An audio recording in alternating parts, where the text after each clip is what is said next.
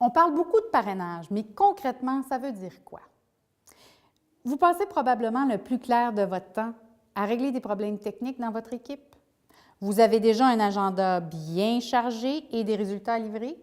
Si vous vous reconnaissez, alors, quand vient le temps d'intégrer des changements, il est fort probable que vous ayez du mal à trouver par où commencer. Alors, la première chose, ce serait de bien comprendre c'est quoi ce changement-là. C'est important que vous le compreniez pour être ensuite capable de bien supporter votre équipe. Maintenant, il y a 3 habiletés sur lesquelles vous allez devoir miser. Vous allez devoir être en mesure de sensibiliser votre équipe, gérer leur adhésion et les supporter, les accompagner tout au long de leur apprentissage une fois le changement implanté.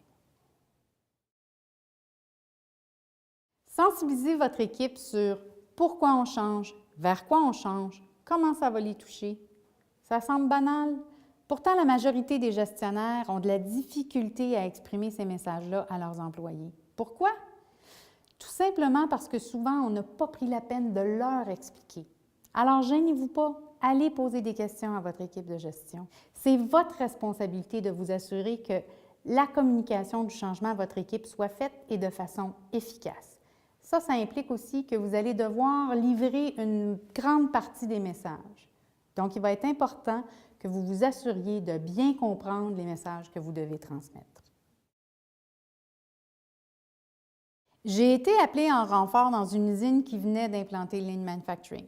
La ligne est belle, tout est propre, tout est bien rassemblé. À regarder la ligne, on s'attendrait à ce que tout fonctionne. Et pourtant, non. Dans le design de la solution, dans le design de leur ligne, ils avaient bien pris en considération tous les principes du Lean. Pourtant, les employés ne faisaient pas ce qu'il fallait pour que ça fonctionne. Ultimement, c'est vous qui allez être responsable et imputable des résultats attendus des changements par la direction. Donc, il va falloir que vous vous assuriez de bien gérer l'adhésion de vos gens. Ça veut dire quoi? Ça veut dire que vous devez être en mesure de bien reconnaître les réactions des gens par rapport au changement et d'agir en conséquence. Quand le changement est implanté dans votre équipe, maintenant, il reste à l'intégrer. Ça veut dire les accompagner dans l'intégration des nouveaux processus, des nouvelles façons de faire, des nouveaux comportements attendus. Ça veut dire aussi leur donner droit à l'erreur. Cela va demander de l'observation, ça va demander du travail d'équipe et de la patience. De la patience parce qu'il faut s'attendre à ce qu'il y ait une petite perte de productivité. Votre rôle, c'est de vous assurer que ça s'améliore rapidement. Pour un changement réussi, vous devez commencer par vous l'approprier. Au bout du compte, c'est vous qui allez être imputable des résultats de ce changement-là.